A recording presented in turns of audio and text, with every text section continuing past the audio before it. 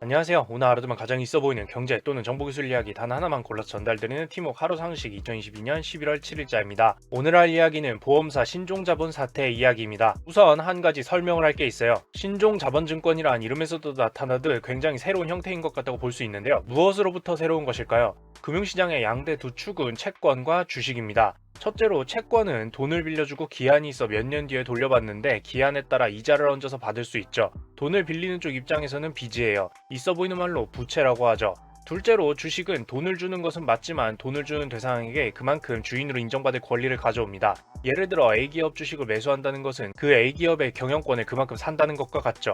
돈을 받는 쪽 입장에서 이건 빚이 아닙니다. 쉽게 말해 권리, 자리를 팔고 돈을 받은 것이므로 있어 보이는 표현으론 자본이라고 해요. 즉 내 돈이죠. 그렇다면 이 두 가지의 형태가 아닌 신종은 어떤 구조를 갖고 있을까요? 사실 이 둘을 적절히 섞은 겁니다. 그래서 표면적으로 드러나는 구조를 이해하는 건 어렵지 않아요. 신종자본증권은 투자받을 A금융사가 투자자 B에게 돈을 받습니다. 이때 신종자본증권을 주게 되는데요. 이자에 해당하는 것도 주기로 하고요. 그런데 만기가 30년 이상입니다. 사실상 영구적으로 돈을 빌리는 것이나 다름이 없겠죠. 여기엔 장치가 있어요. A금융사는 콜옵션을 갖고 있게 됩니다. 이거 쉬워요. 영어로 콜이 뭐예요? 전화하거나 무언가를 긍정적으로 그렇게 하겠다, 콜? 이렇게 할 때 말하는 건데요. 날 보라고 내가 하겠다고 부른다는 의미도 있죠.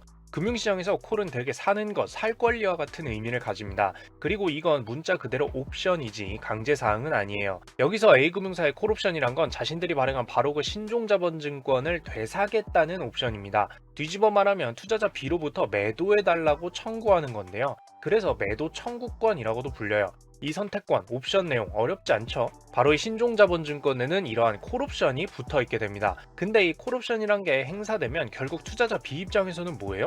돈을 약속보다 30년 만기보다 빨리 갚겠다는 거나 다름없잖아요. A금융사의 단순한 권리인 것처럼 붙어있긴 하지만 이 콜옵션이 행사된다고 해서 투자자 B에게 나쁜 건 아닙니다. 그리고 투자자 B는 여기에 한 가지 더 장치를 달아두는데요. 만약 5년이 지난 다음에 콜옵션을 너가 행사하지 않으면 이자율을 이만큼 올릴 거야 라고 말이죠. 실상 콜옵션은 너의 권리이기는 하지만 그걸 행사하지 않게 되면 조금 불이익이 있다, 웬만하면 행사하지 라는 장치가 이미 그 안에 있는 거예요.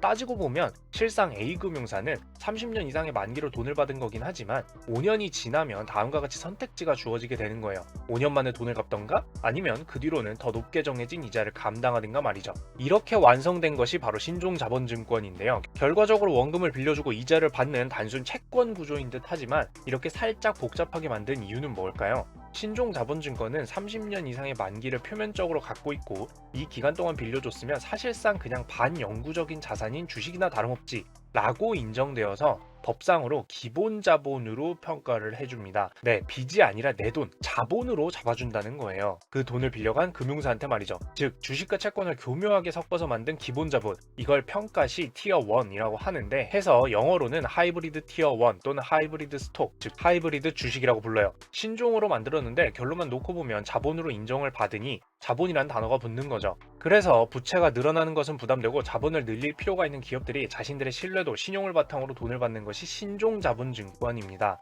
자, 그래서 이걸 보통 누가 이용하냐? 앞서도 얘기했지만 보통 금융사가 이용해요. 보험사를 포함한 금융사는 고객들한테 돈을 많이 빌려주려면 부채가 많으면 안정성이 떨어진다고 평가받기 때문에 자본이 부채보다 일정 비율 이상 많아야 됩니다.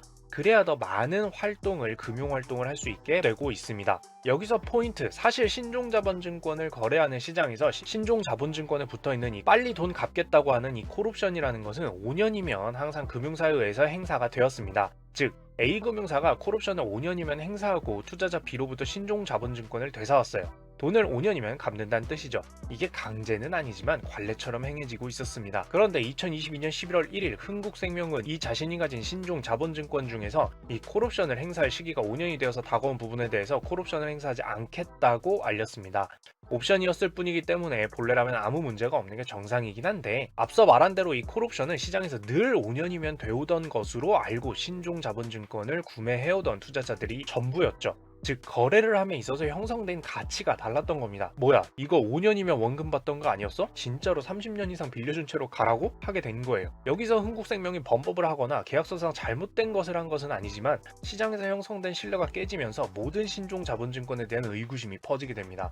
따라서 신종자본증권의 가격은 폭락하고 이자율은 오르게 됐죠. 과거와 같은 이자율로 돈을 줬던 이유는 5년이면 받을 거라고 생각해서였을 것 아니에요. 근데 이젠 아니니까 높게 이자를 받아야겠죠. 쉽게 말해 자금을 조달할 수 있는 또 하나의 시장에서 신뢰가 깨지면서 신종자본증권 시장을 통해서 돈을 구해오는 것도 어려워졌다는 겁니다. 게다가 이 신종자본증권을 통해서 조달하는 돈은 한국 돈이 아니라 달러였어요. 즉 외화를 구해오는 한 창구에서도 신뢰가 깨진 것이죠. 그래서 11월부터 사태라고 불리며 또 하나의 위험신호로 받아들여지고 있었던 것입니다. 그렇다면 이것이 당장의 금융위기를 불러올까요? 여기서부터는 개인적인 생각이지만 그렇지는 않을 것으로 봅니다. 흥국생명은 갚을 돈이 없어서 콜옵션을 행사하지 않았던 2009년 우리은행과 달리 자금 여력은 나쁘지 않은데요. 5년 만에 콜옵션을 행사하지 않으면 더 높은 금리를 내야 한다는 조건이 있다는 부분에서 워낙에 요즘 금리가 폭등하는 시기이다 보니까 해당 조건에 의해서 올리는 높은 금리를 지불하고 말아버리는 게 당장 원금을 주느라 자본을 비우고 금리 인상 시기에 새롭게 돈을 조달하는 것보다 낫다고 판단했을 수 있다는 점입니다. 그것이 시장 여파에 옳았다 아니다를 떠나서 말이에요. 다시 한번 얘기하지만 옵션은 계약서상 강제사항도 아니고 선택권이니까요. 다만 문제가 없다는 건 아닙니다. 여러분들도 꾸준히 봐오셨다면 느끼시겠지만 시장 상황이 악화되면 이런 식으로 계속해서 상황 좋을 때는 기존에 없던 판단이 악재로서 발생을 하게 됩니다. 예전에는 그러겠어? 하던 일이 이제 흔해집니다. 그리고 그것이 결국 시장 판도를 바꾸고 시장의 자금 경색을 만든다는 거죠. 너도 못 믿고 나도 못 믿고 쟤도 못 믿는데요.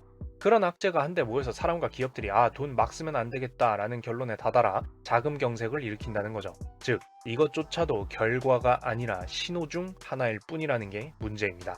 정리하자면 신종자본증권은 금융사 입장에선 돈을 구해와서 부채가 아니라 자본이라고 주장할 수 있고 돈을 빌려준 입장에서는 실제로는 5년이면 만기가 돌아와서 금융사로부터 이자 수익의 원금까지 돌려받을 수 있는 상품이었는데요. 법적으로는 5년 만에 안 갚고 이자를 더 주기로 해도 상관없다 보니 금융사가 그러기로 한 겁니다. 시장에서는 계속되었던 것이 그렇게 되지 않았으니 신뢰가 깨져서 한국의 관련 채권들 가치가 외국인들에게 모두 떨어지게 된 사태였죠. 여기까지 오늘도 있어 보이는 경제 정보기술 이야기로 커피 한 잔 즐길 수 있도록 준비를 해봤는데요. 도움이 되었으면 좋겠습니다. 이상 티묵이었습니다. 구독과 좋아요, 알람 설정까지 부탁드리겠습니다. 감사합니다. 이 영상은 많은 시청자분들과 여기 계시는 후원자분들을 통해서 유지되고 있습니다. 박윤아님 감사합니다.